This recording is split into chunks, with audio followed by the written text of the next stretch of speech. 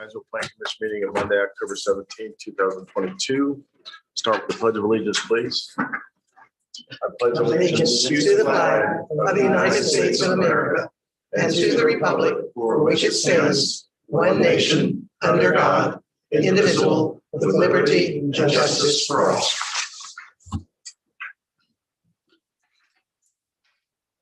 I guess before we start, I welcome Mike Dale as Director of Community and Economic Development to joining us on the Plan Commission. So thank you very much. All right, thank you for having me. So with that, Janice, would you please take roll?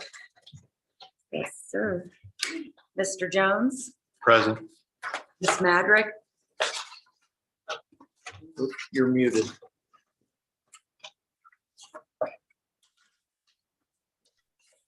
Sorry, present.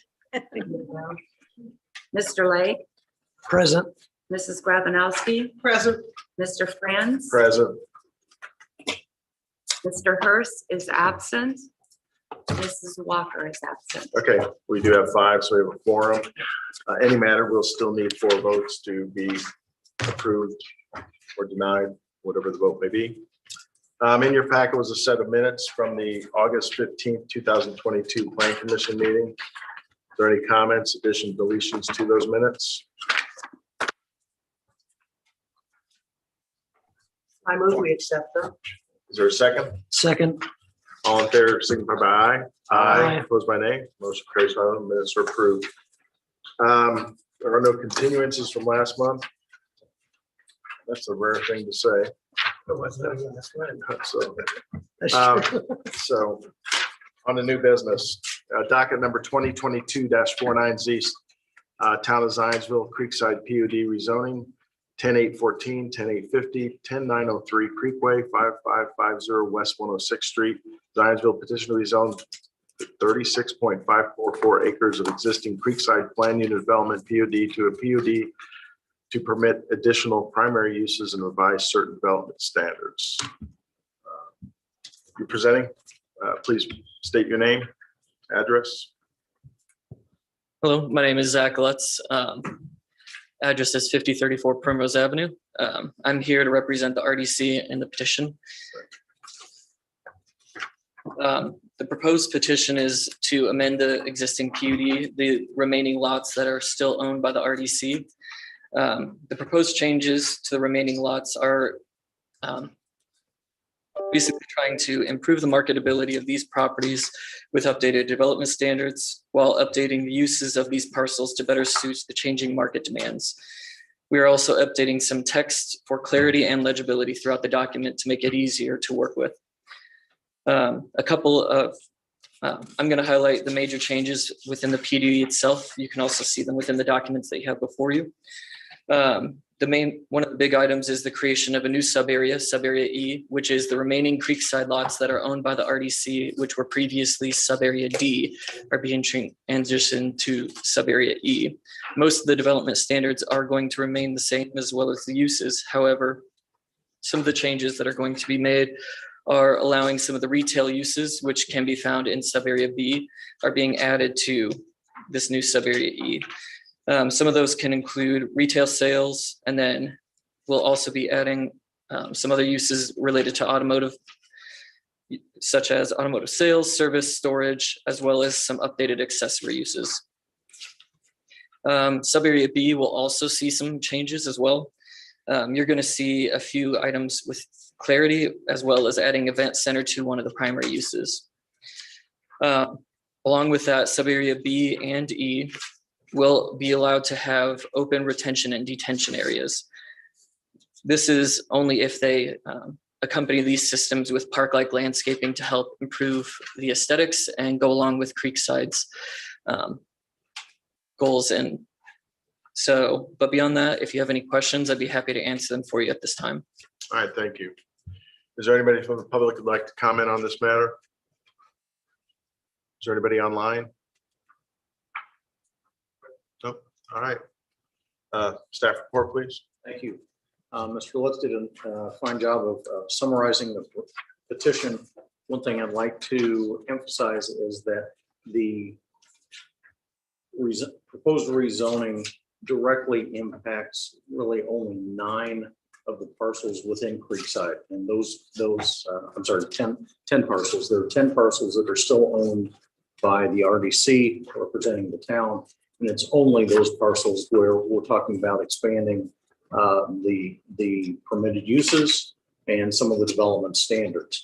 The other parcels that are already owned by Pierce and RLL Racing, those would not be impacted by these proposed changes. Really, other than that, don't have any other clarifications from Mr. Lutz's presentation. I'll be glad to answer any questions you might have. All right. Before we get started, was notice via first-class mail or was it registered? It was first class mail. So can we have a motion to allow for first-class mails appropriate notice? So moved. So second? Second. All in favor, signify by aye. Aye. That's approved. All right. Anybody on the commission have any questions, comments?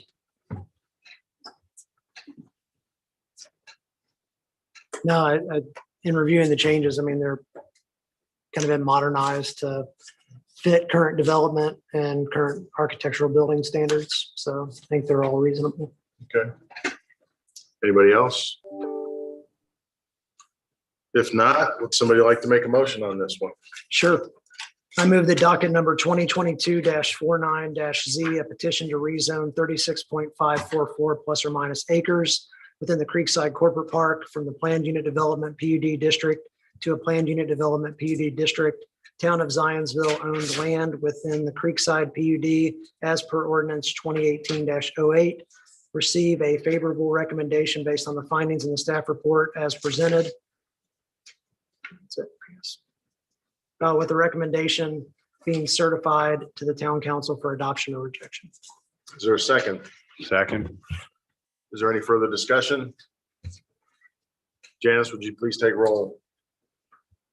Mr. Jones, Aye. Mrs. Madrick, Aye. Mr. Lake, Aye. Mrs. Grabanowski, Aye.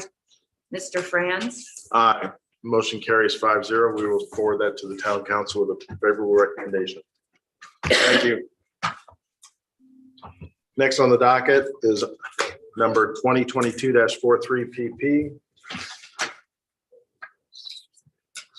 Preserve at Fishback Creek, 7798 East 500 South, Zionsville. Petition for approval of primary plat with waivers for a subdivision consisting of 8 residential lots with related common areas, 39 plus minus acres, and a block A, 24 plus minus acres in the rural R1 and rural R2 residential zoning districts.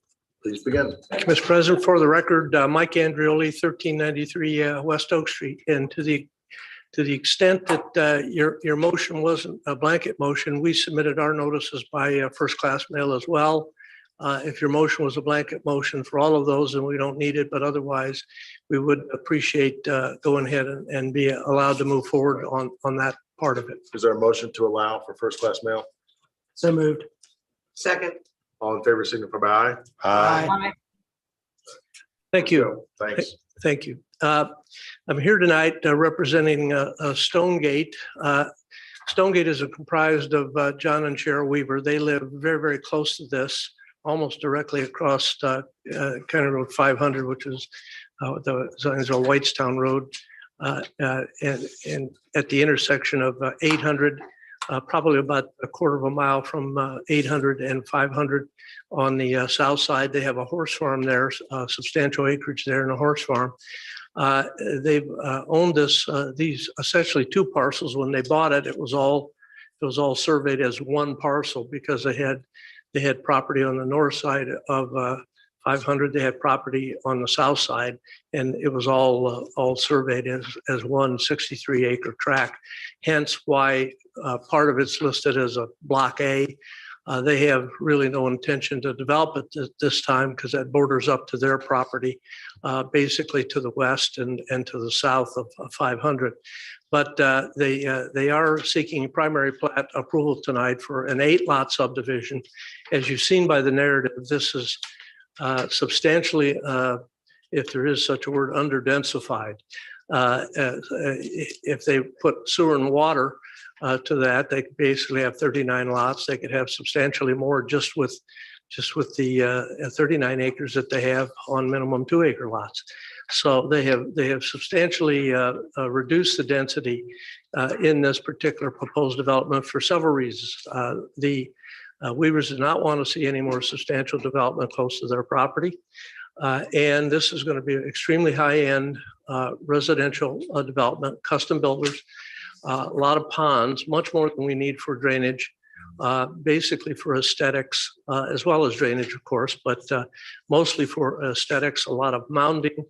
For the board's edification, the Weavers owned and operated a large landscaping company up in the Chicago area, and commercial and residential landscaping company, and sold all of that, and then have located down here.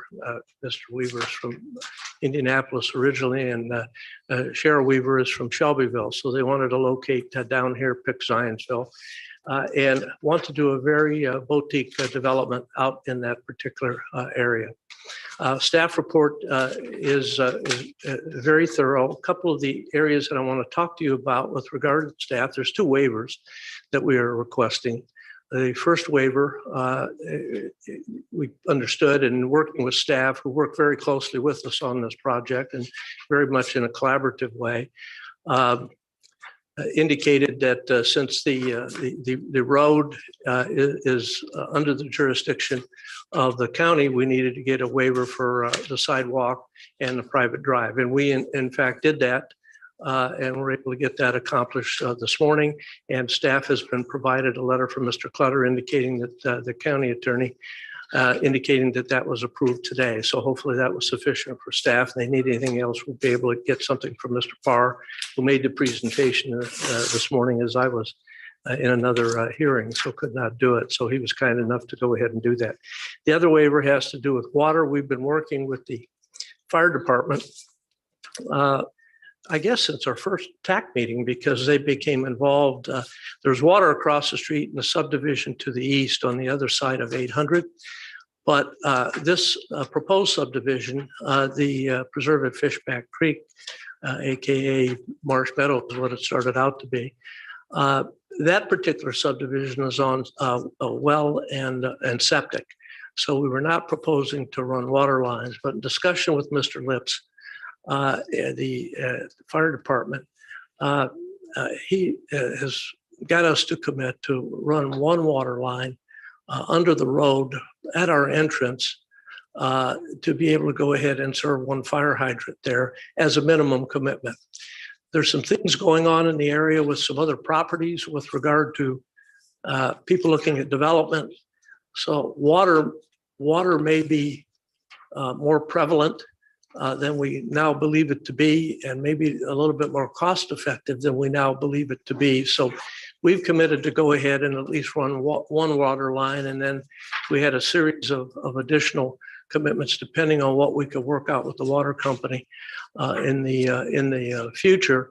And our only caveat with our commitment in that regard was that we have until the certificate of occupancy of the first house to make sure we have a water line. We'll have wells, obviously, for the homes, but in order to have fire protection there with that one hydrant to get it on the west side, that we not have to do that initially, because things are in such a fluid state out there with regard to water and some of the other development that is adjacent to us.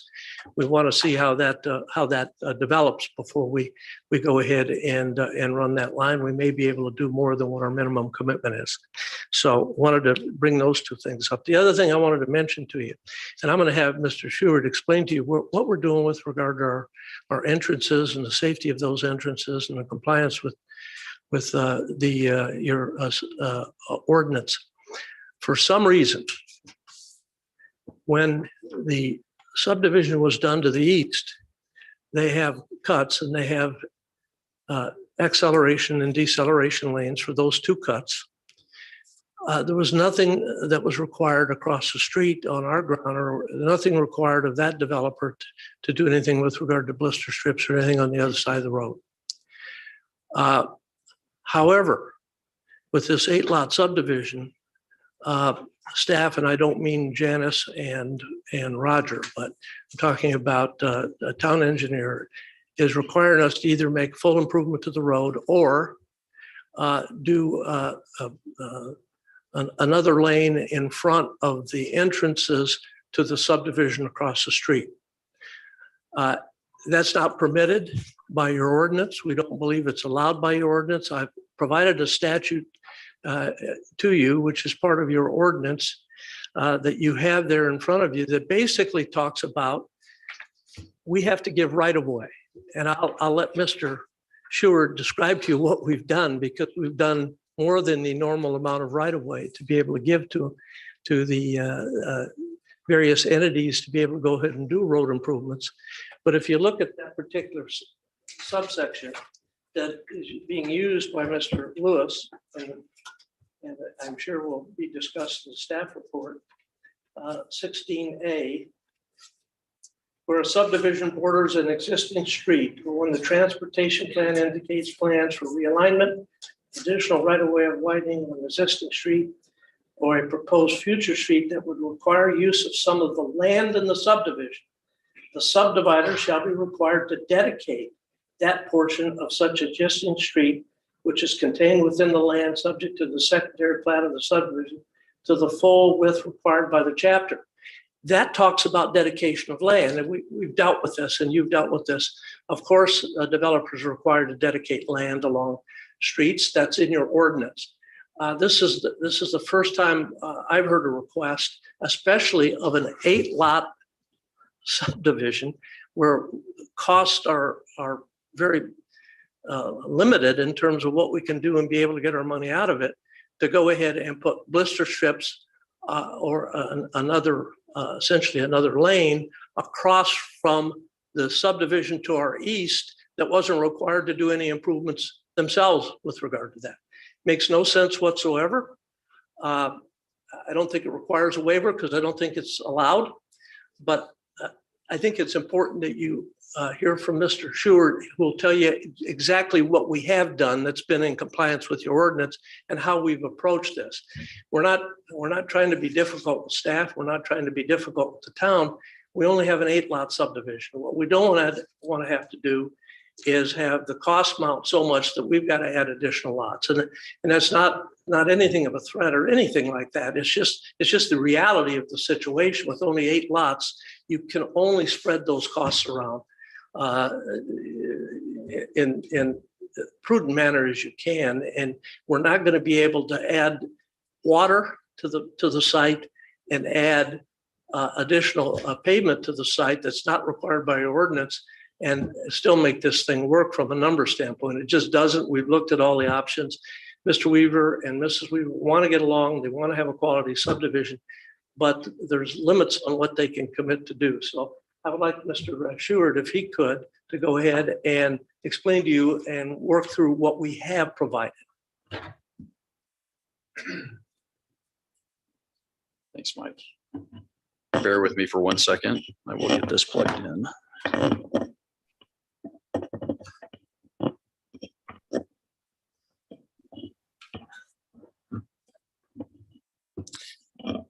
As Mike said, my name is Brian Seward. I'm with Kimley Horn Associates, project engineer. Our offices are 250 East 96th Street, Suite 580, Indianapolis, Indiana.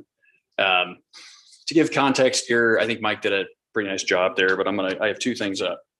One is a aerial image of the site that we're talking about. North is up, so screen north is true north on this image.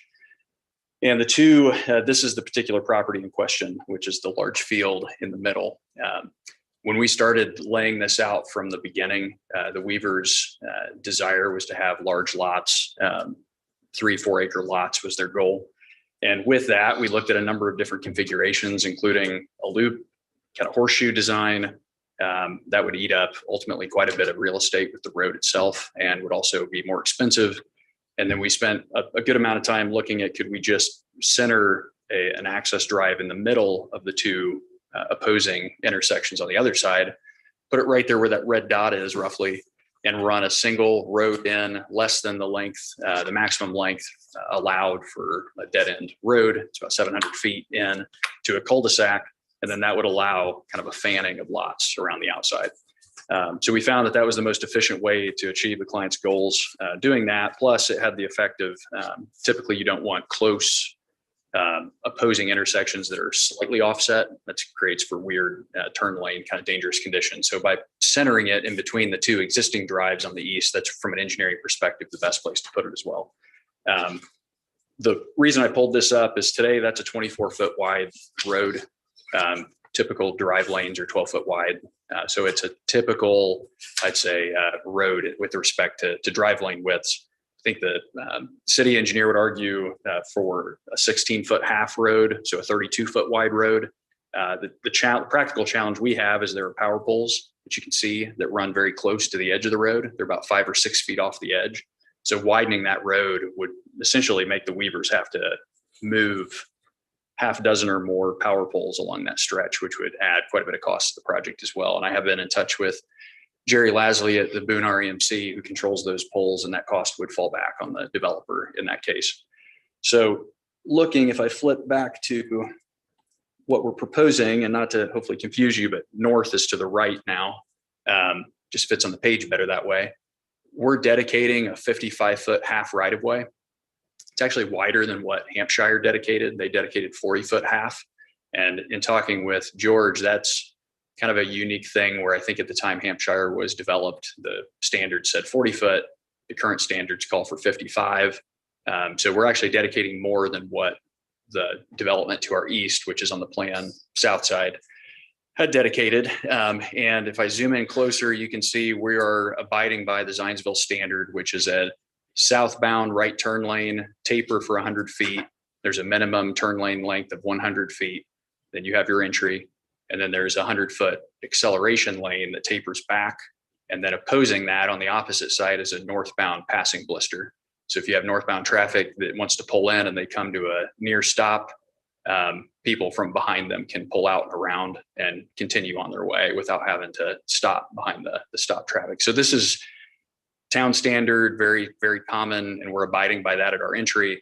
To clarify what staff has requested of us is you can see the two opposing driveways that exist today.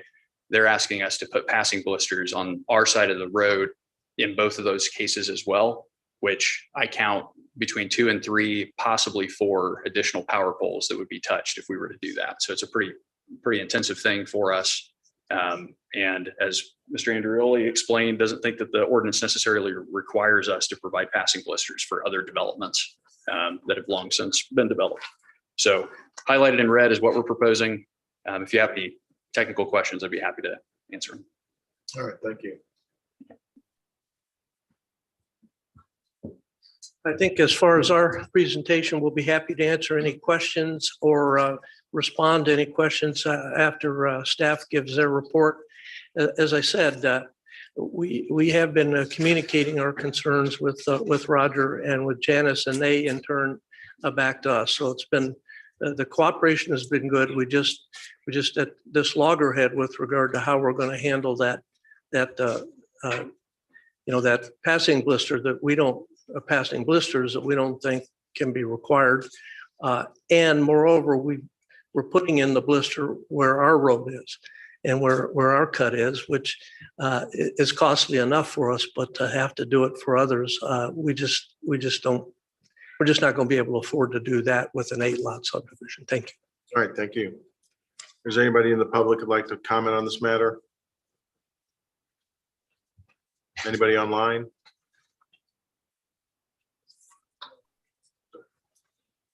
Roger, Janice, Roger? Yes. Thank you. Thank you for the presentation from Mr. Andreoli and Mr. Sheward. They covered many of the points very well. There are some topics though I'd like to go back and hit upon just to maybe clarify or give a slightly different presentation of the information. At the time of the writing of the staff report, there had been 2 waivers requested. And then as we continue the evaluation, the possibility of a third, the third being the passing blisters that were just discussed.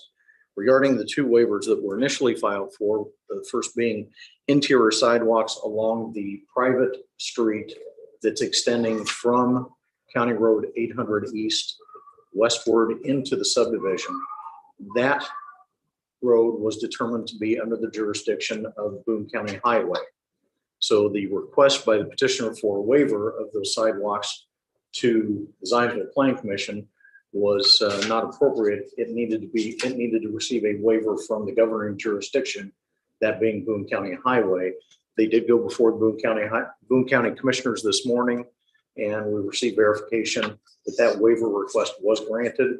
So sidewalks along the interior private street of the subdivision are not required. That is consistent with the primary plat that is before you this evening. They did not show sidewalks there, so it is consistent with that waiver request. The second item, which has already been touched upon, deals with water facilities for the development. As Mr. Andreoli stated, fire department has been heavily involved in these discussions. And if we go back, if I can direct you to the, we can use this drawing. This drawing's fine. Sure. This one has a lot of contours. Maybe this is easier Okay, to thank you. see. But I want to make sure we show the other rights of way from Hampshire that are teeing into Oh, yeah, County sorry. Road 800. There you There go. we go. Okay. Again, on the screen that you're looking at, north would be off to your right.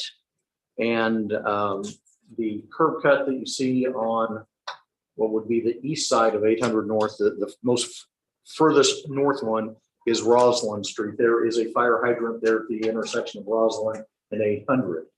As we look to the south on 800, south of the main entry into this subdivision, you see the intersection with Hale Street. There is also a fire hydrant at that location. So that is where the water lines currently stub into County Road 800 East. Fire department is opposed to the water facilities waiver request for this reason. For the petitioner to extend the water line from either of these locations of the existing hydrants, they would bring it down across from the main entry into, I'm going to refer to it as Marsh Meadows, simply because that's what I've been calling it the whole time, so I apologize. But the water line would be extended either from the south or from the north, down directly across from the entry into Marsh Meadows, bore underneath the road, and place a fire hydrant on the west side of County Road 800 East. Fire department cannot accept that solution because it doesn't meet their fire code. What they need is the two existing hydrants, one again at Roslyn Street, the other at Hale Street. Those need to be connected by a water line, and then that line could be stubbed from that point over to Marsh Meadows with a fire plug at the entry. But then the fire department also would require a second hydrant to extend up into the subdivision itself. So they would need two fire plugs on the west side of 800 East, not just one. And they would also need the water line looped, meaning connecting the two existing fire hydrants to provide that service into Marsh Meadows. Because while the petitioner has committed to certain developments, specifically the one plug right at the entry, the fire department still is not in a position where they can accept and support that waiver request. Because the fire department cannot accept that, we as staff cannot recommend approval of the waiver request tonight. So that is a quick summary of the water facilities waiver. The third item that I wanted to address is what was just touched upon, and that being the passing blisters on the west side of County Road 800 East. I do have information from both Lance, our Director of DPW, and George Lewis, the town engineer. Most importantly, I'd like to touch on the information that Lance provided, and that was more of a historical comment about why passing blisters were not provided when these two entries from Hampshire were constructed. Because again, now we're essentially asking the developers of Marsh Meadows to put these in. Why were they not put in when Hampshire was constructed? And Mr. Lance provided the following information. The perimeter road improvements by Hampshire date back to the mid-2000s. This goes back pre-road impact fees and improvements were mostly in exaction back then. Often the reason passing blisters are not included is that there is no dedicated right-of-way on the opposite side of the road, which I recall was the case for not providing them back in 2005. That obstacle is not present now, as there is adequate right-of-way opposite the Marsh Meadows, to provide for a standard passing blister. This is not an additional expense to the developers, but rather a potential redirecting of required improvements. Again, the required improvements would be a full widening of County Road 800 East, essentially along the entire frontage of the Marsh Meadows development. And DPW is willing to accept the 2 passing blisters, but if the petitioner would move in that direction, they would still need to get a waiver because they're not meeting the full requirements, meaning the full improvements of that area. But that waiver could not be heard tonight, could not be determined by you tonight, as it has not been formally requested by the petitioner, nor has it been included in the legal notice. So it would have to come back before you at a future date, which we know the project is going to be coming back to you anyway for development plan approval. It could be a companion petition with the development plan request at that time. Those are the highlights of what I wanted to point out for you regarding this project tonight. I'll be glad to answer any questions you might have. All right, thank you. At this point, I'll open it up to any members of the Plan Commission. At some point, I'd like to comment on staff. We'll probably get into it in the questions. So.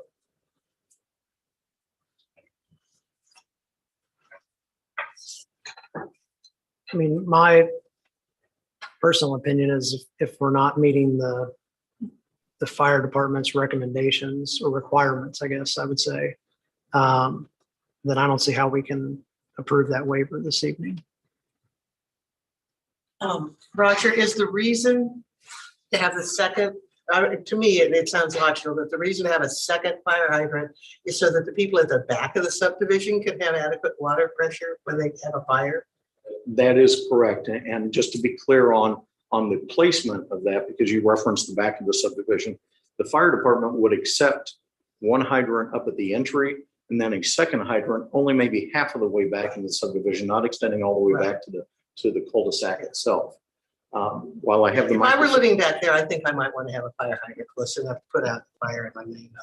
While I have the microphone, I failed to mention one thing about an appeal process that is available to the petitioner regarding the fire department's determination. There is an appeal process available that they could request a variance of the fire code. That appeal would need to be, or that variance request though, would need to be heard by the town safety board.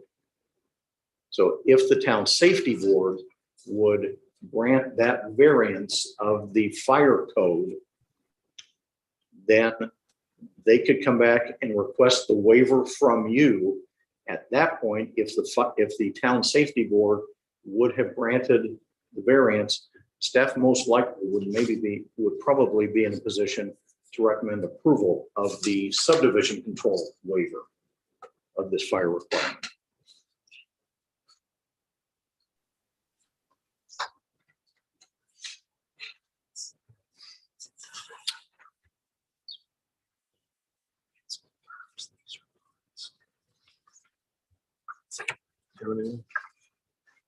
Oh, it was kind of a related but unrelated comment.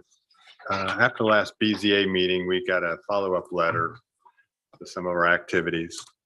And one of the items that came up in it was a remonstrator was unhappy that we did not push back when the person presenting talked about other developments they could do.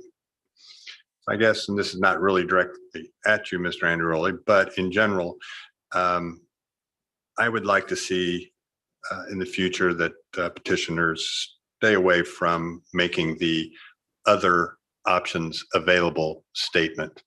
If you're going to present another option, a denser subdivision, something else, do so.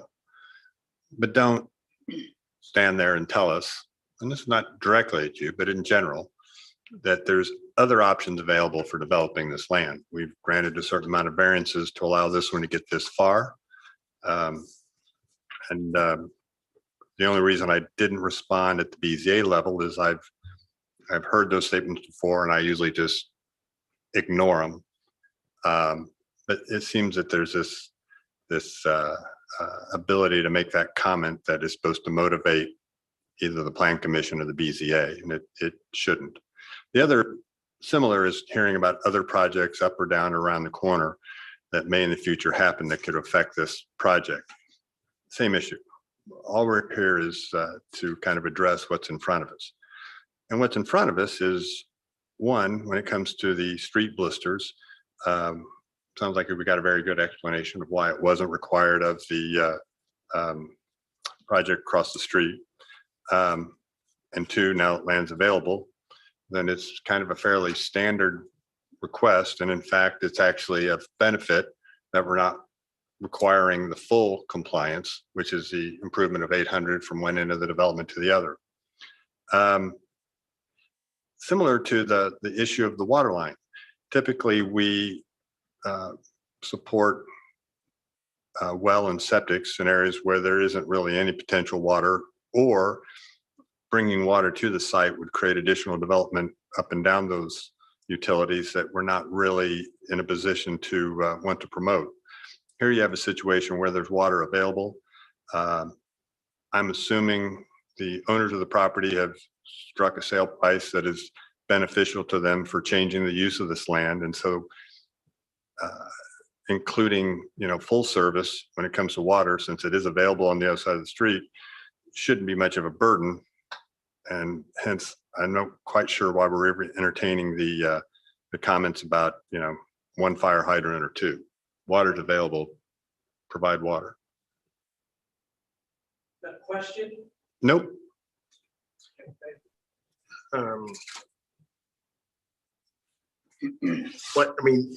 Let's talk about the blisters. Your comment is you don't think they're required.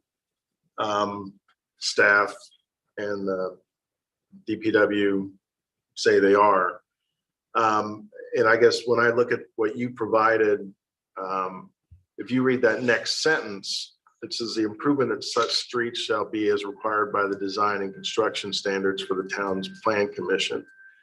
It seems like to me, while you're contemplating giving the right of way and you say you don't have to improve, there's no improvement requirement. The next statement says the improvements will be approved by the plan, or as required by the plan commission. I understand. That's simply not the way I read it. When you look at the entire paragraph as a whole, it deals with dedication of right of way. It does not deal with improvement of roads. And if we simply cannot bear the cost of doing that, if that's going to be the plan commission's decision, my client would rather know it now as opposed to later to continue to spend dollars at this. And again, that's just the reality of the situation that we're dealing with regard to 8 lots. And regardless of what Mr. Jones thinks with regard to those kinds of realities, they're reality we're dealing with. So to not talk about it is just kind of silly. But I would argue our job, though, isn't to make your project pencil.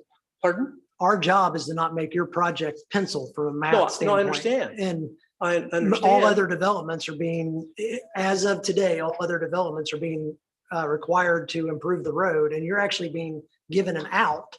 And you're Perhaps not it would be wanting out either. a good exercise, at least for the record that we're making here.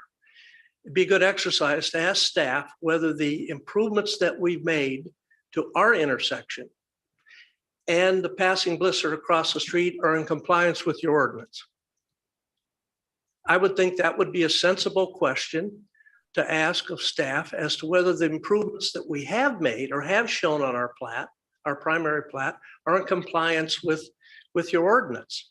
Because we think that's what we really were required to do not put passing blisters Well, but down. they're telling us the ordinance requires you to improve the entire road for the entire length of your property. They're giving you an out to do something cheaper, which is instead of improving 800 foot of road, to do 2 smaller passing blisters.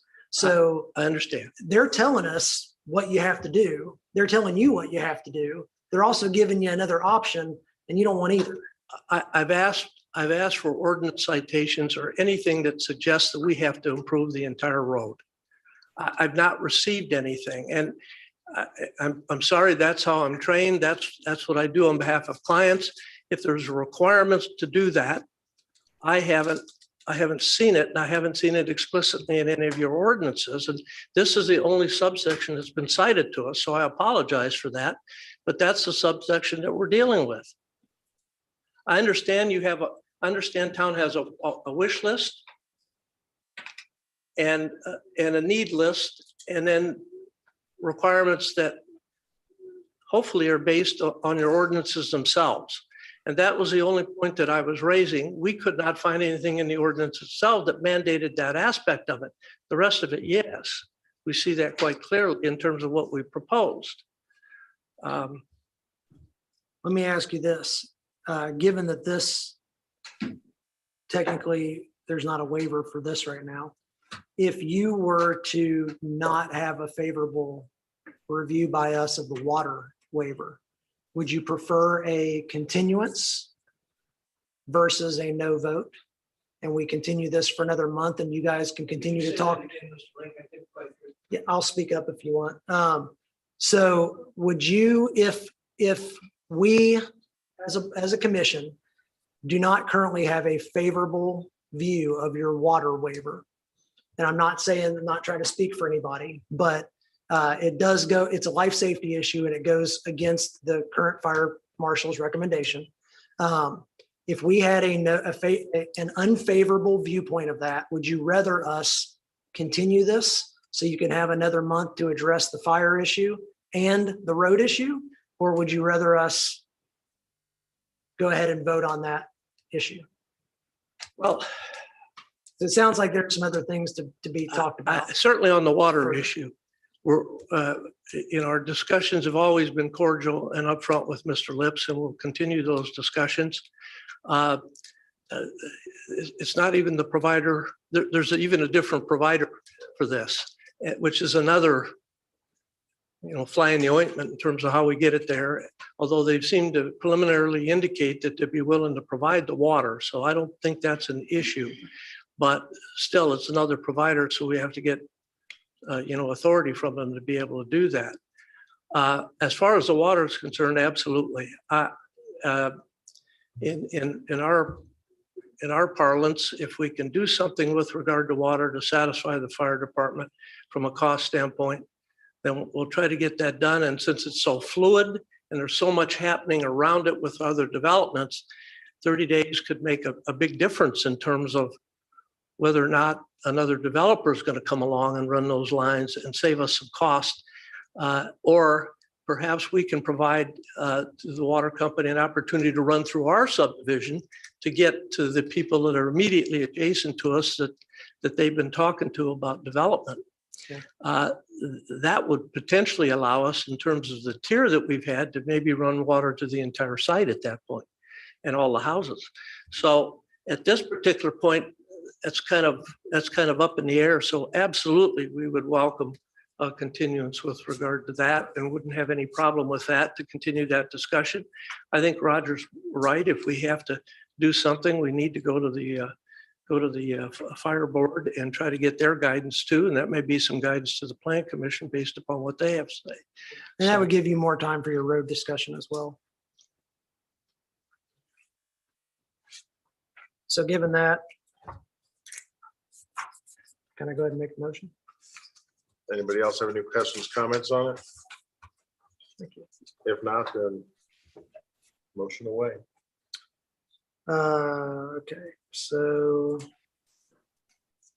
I guess I would, none of these really apply. Just document number. Okay, so I move the docket number 2022-43-PP, a petition for primary plat approval of a subdivision consisting of an 8 residential lot subdivision with related common areas and a block A with a waiver for water facilities being in the rural R1 and R2 residential zoning districts be continued to the November 21st, 2022 Plan Commission meeting. Second. Second. All right, any further discussion? Janice, would you please take roll? Mrs. Madrick, Aye. Mr. Lake, Aye. Mrs. Grabanowski, Aye. Mr. Franz, Aye. Mr. Jones. Aye. All right, the motion passes 5-0. We'll continue next Thank month. you. We'll see you then. Next on the docket is a series of items 2022 4508, 4608, 4708, 4808 for petition of ordinance amendments related to Board of Zoning Appeals, Plan Commission rules, Town of Zionsville fee schedule, and the Town of Zionsville zoning ordinances. Janice, are you taking care of that? All right. Sure. If you don't mind, Mr. President, I'll take all four at the same time. Yep, that's fine. Very good. Staff has provided 2 Plan Commission members exhibits along with a memo with explanation of the request specific to docket numbers 45, 46, and 47, all ordinance amendments for the Board of Zoning Appeals, Plan Commission rules of procedure, and the Town of Zionsville's fee schedule. All of these are currently incorporated into the Zionsville zoning ordinance. The rules are not intended to be a standalone, or are intended to be a standalone document that is not incorporated into the zoning ordinance, but rather adopted, managed, and amended by the board alone. When the rules were incorporated into the zoning ordinance, it transitioned from a rule to a law. This is not the intent of the Indiana Code statutes. This proposed zoning ordinance amendments are for the purpose of removing the rules from the zoning ordinance, allowing for standalone documents. Please note that no text changes are being proposed at this time or through this process. This first step is simply to remove the rules from the zoning ordinance and establish them as standalone documents, as well as the fee schedule. Changes to the rules thereafter may be considered and adopted by the board or commission. Related to Plan Commission docket number 2022-48-OA, this requests a text revision in section 193.035B2 related to Plan Commission filing deadlines for residential and non-residential, major and minor subdivisions. Staff requests the verbiage to be updated so that it references to the Plan Commission dates and meeting dates and deadlines, an example of which has been included in your packets and we'll be discussing shortly. Staff has long utilized the deadline dates and meeting dates to schedule to guide applicants through the Plan Commission process. This request is to bring the zoning ordinance into alignment with present day practices.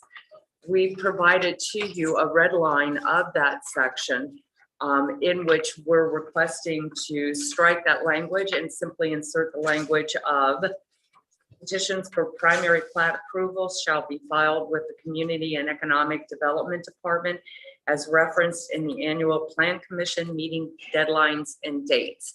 Again, we'll be discussing that shortly because we need to discuss adoption of your meeting schedule for next year. I do want to mention that while we were searching for our new director, Mike Dale, and we're so happy that Mike has joined us, we were able to consult with Kevin Buckheit, who's a land planner and now with Craig Duvall. And I am sure he has a few words that he can offer to us on these ordinance amendments. Good evening. For the record, I am Kevin Buckheit. I'm a planner with the law firm Krieg DeVault. And as Janice mentioned, since just out on the heels of Wayne's departure from the town, I was engaged by the town to help kind of step in and help guide and give a sounding board to staff. They've done the yeoman's work of everything, and I've just been there as a resource for them in the meanwhile. I've known Mike for about 20 years and you've got a good man in him, so he'll take the helm going forward. Janice did a very good job of explaining what these 4 items are about. I would classify them under housekeeping, and setting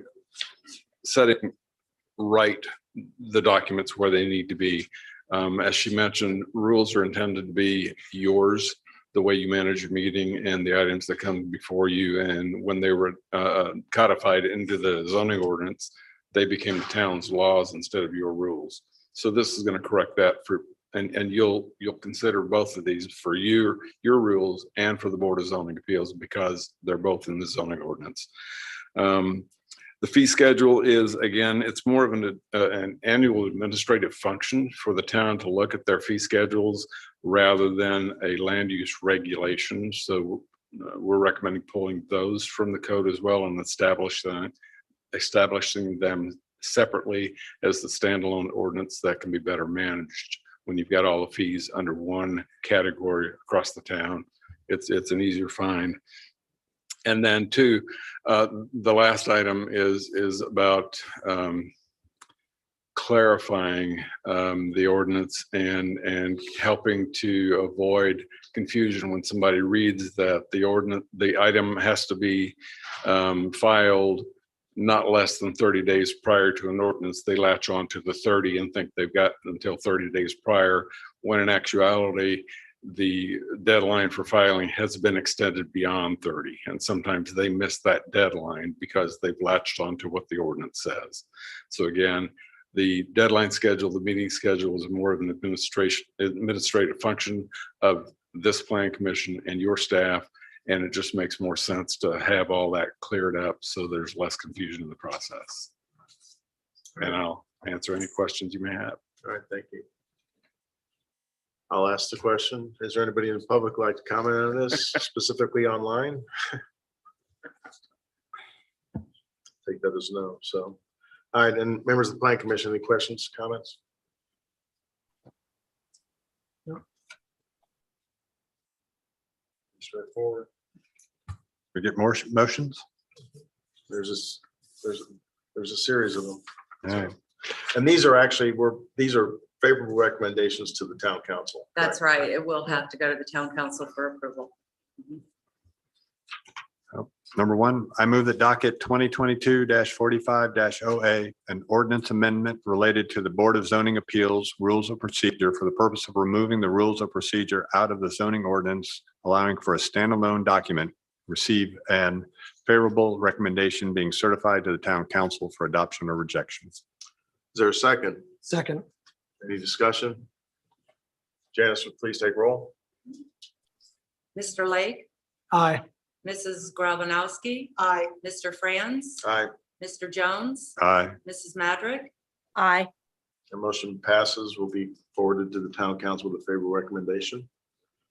Keep rolling. I move the docket 2022-46-OA, an ordinance amendment related to the Plan Commission rules of procedure for the purpose of removing the rules of procedure out of the zoning ordinance, allowing for a standalone document, receive a favorable recommendation being certified to the town council for adoption or rejection. Second, Second. any discussion? Janice? Mrs. Grabanowski, Aye. Mr. Franz, Aye. Mr. Jones, Aye. Mrs. Madrick, Aye. Mr. Lake, Aye. That motion carries 5-0, be forwarded to the town council with a favorable recommendation. I move the docket 2022-47-0A, an ordinance amendment related to the town of Zionsville fee schedule for the purpose of removing the fee schedule out of the zoning ordinance, allowing for a standalone document, receive a favorable recommendation being certified to the town council for adoption or rejection. Second, Second. any discussion? Janice? Mr. Franz, Aye. Mr. Jones, Aye. Mrs. Madrick, Aye. Mr. Lake, Aye. Mrs. Grabanowski, Aye. The motion also passes 5-0, will be forwarded to the town council with a favorable recommendation. Last one, I move the docket 2022-48-OA, an ordinance amendment to the town of Zionsville zoning ordinance, section 193.05, general procedures, petition which contemplates amendments to the Plan Commission filing deadline dates to replace the language in section 193.035B subsection B, subsection 2, with petitions for the primary plat approval shall be filed with the Community and Economic Development Department as referenced in the annual Plan Commission meeting deadlines and dates. Receive a favorable recommendation being certified to the town council for adoption or rejection. Is there a second? Aye, second. Any discussion? Janice? Mr. Jones, Aye. Mrs. Madrick, aye, Mr. Lake, Aye. Mrs. Grabanowski, Aye. Mr. Franz. Aye, that motion also carries 5-0. Be forwarded to the town council with a favorable recommendation. Other business. Discussion approval of the 2023 meeting dates. Deadline and hearings.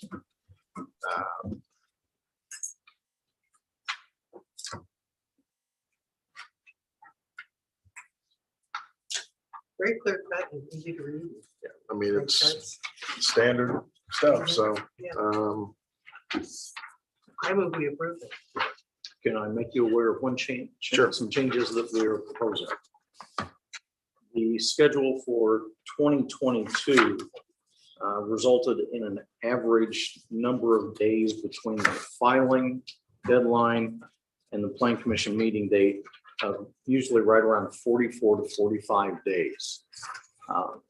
The staff review of a project really kind of occurs in two phases, one pre-TAC and one post-TAC.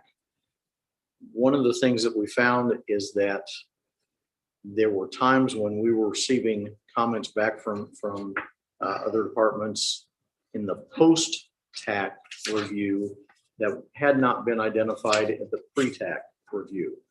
And the discussion was, do we need a little bit more time to make sure we're catching everything? And there was discussion among the different departments, and the result was, yeah, we could use a couple more days to do that. So in comparing the 2022 calendar, which averaged about 44 days, this 2023 calendar averages 51 days from filing deadline to Plan Commission meeting. Those additional 7 days, some of those days were given to staff for additional review time. The balance of those days were then given to the petitioner, hoping to give them more days to work on an appropriate response to our comments. There's always a question about, well, then how does this timeline compare to surrounding or neighboring jurisdictions? Are we starting to get out of the norm or not? Fortunately, we are still in the norm. We are, Carmel, for example, proposes 62, what up here? 62 days between the filing deadline and when their Plan Commission hears it. Westfield is essentially the same. So we are right there with them, if not a little bit quicker yet. But this is an extension. Again, we're adding about 7 days to each filing process. Do we believe this is going to resolve all the problems of we were able to bring projects to you Yes, with no we do. comment letter? Yes, we do. We might want to hope that, but reality says, no, it's not going to solve everything. But hopefully it will result in comment letters coming to the Plan Commission that have fewer items on those comment letters. That's the goal. Any questions, comments? I think the only comment I would make, and I'm not suggesting we make a change to it, is Tuesday, February 21st. That week is Zionsville's February week off. So the school system last year and this year has a full week off in February. And that's it. And it's that week. Yeah. You don't tend to have as many people gone as you do during the spring break, but just FYI. Yeah, I don't know that we're going anywhere this year, so I don't know if it affects me. It did last year. Well, if you, United States remote works well. So. Anything else? If not, is there a motion to approve the, I move that we approve the Zionsville Plan Commission deadlines and meeting dates for 2023. is there a second? Second. Any discussion? Janice, would you take roll, please? Mrs. Madrick, aye, Mr. Lake, Aye. Mrs. Grabanowski, Aye. Mr. Franz, Aye. Mr. Jones. Aye. All right, those are approved. And then finally on the docket, Act 2022-068, Moody's Butcher Shop. Yes, Mr. President, what has happened here is anytime we intake a permit request, building permit request that affects the facade of a project, we will take the minute to run this through what we call the major minor amendment. It's section 194127 that gives us several different bullet points as to whether or not this is a minor amendment, which in short means that we're going to inform you of what that revision to the building is, or a major amendment, which means it's coming for plan commission. In this case, in front of you, you have the application for Moody's Butcher Shop, who recently needed to install venting for grease emissions. And I just wanted to call out the very last page of that submittal, because if you've ever wondered what our building inspectors do, that actually is Adam Holman that is up on the roof and inspecting that vent. So I thought that was pretty special that Adam shared that with us so that we could share it with you. Just updating you on facade improvement. All right, thank you. Anything else? Motion to adjourn? So moved. Second? Aye. All in favor, signify by aye. Aye. We're adjourned. Thank you, everybody. Thank you.